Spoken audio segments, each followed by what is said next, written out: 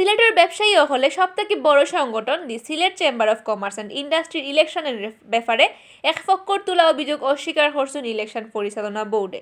ব্যবসায়ী পরিষদ রইয়া ইলেকশন ও জিতা ডাইরেক্টর হলে নির্বাচন বোর্ডের উপরে ফক্ক টানা আর প্রেসিডেন্ট বানানিত আর এক ফক্কর ক্যান্ডিডেটরে জিতানির অভিযোগ তুলছেন। ইতা অভিযোগ একেবারেও আন্দু আর ইংসা তাকি করা হয়েছে কইছেন নির্বাচন বোর্ডের চেয়ারম্যান আব্দুল জব্বার জলিলে।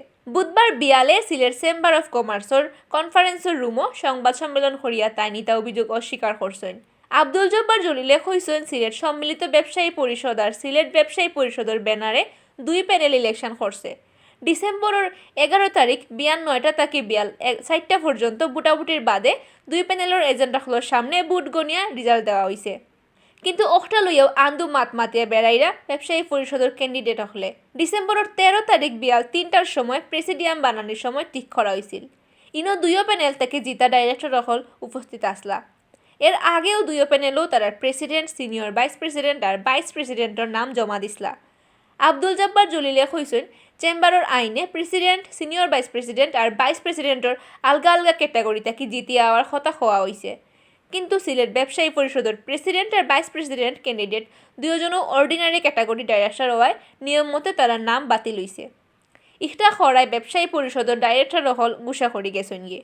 আইন মানিয়া নির্বাচন বোর্ডের প্রেসিডেন্ট পদে Tahmin Ahmed, senior vice president পদে ফালাউদ্দিন আলী আহমদ আর ভাইস প্রেসিডেন্ট পদে মোহাম্মদ আতিক হোসেনের নাম ঘোষণা করছে।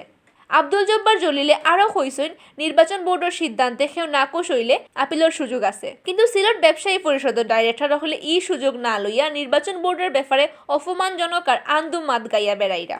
এটা খুব দুঃখর কথা। সংবাদ সম্মেলনে উপস্থিত আসলা সিলেট চেম্বার নির্বাচন পরিচালনা বোর্ডের মেম্বার অ্যাডভোকেট মিসবাউর রহমান আলম আর মোহাম্মদ সিরাজুল ইসলাম শামীম।